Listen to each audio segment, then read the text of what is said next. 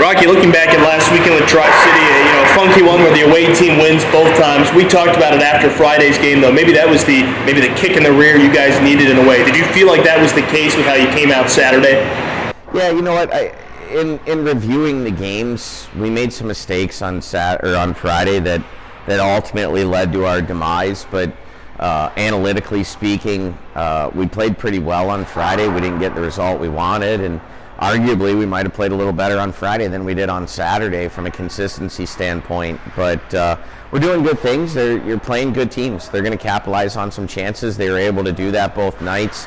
We had to kill off a major penalty on Saturday, which was a challenge for us, but we did it, and Prouster made the saves we had to make, and we come out of there with a split. Heading into this weekend, first off, Dubuque on Friday. It should be a fun matchup just from the records. Obviously, the Stars, the best record in the West, and Dubuque, the best record in the East. But also, you guys have the top power play in the USHL. They've got the top penalty kill. What are you excited about the most with that matchup Friday?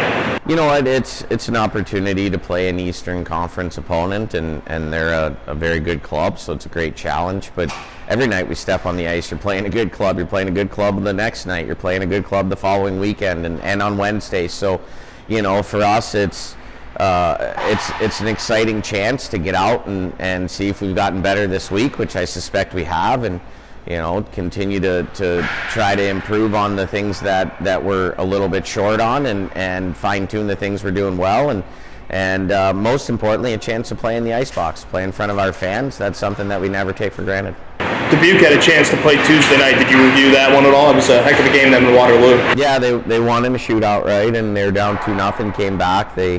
I've watched bits and pieces of the game. I haven't watched the whole game yet. I will tonight, but they're a talented club, and anytime you can go into Waterloo and win a game, that's a big feat, because that's certainly a tough place to play.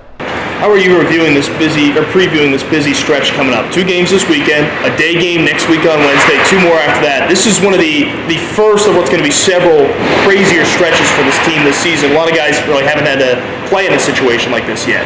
I don't mind the midweek game. The problem is it's 2 hours and 20 minutes away at 11 in the morning, so that certainly makes for a challenge for our guys. They have to get up much earlier. We've got to adjust our meal schedules, and not ideal, but it's on the schedule, so we're going to play it and do the best we can, and and then another big test the following weekend with a very good opponent. But I generally don't look very far into the future. If you ask me who we're playing 2 or 3 weeks ahead of time, I don't know. The only reason I know right now is because I had to schedule a bus.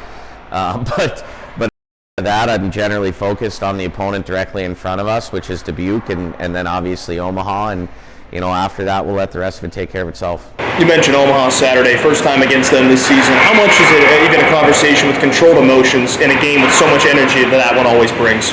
Yeah, I mean, most of that energy is created externally, and for us it's another opponent, and they're good. I have nothing but respect for them. They're a good club, but the fanfare and all the extra stuff is more for the fans than it is for the players.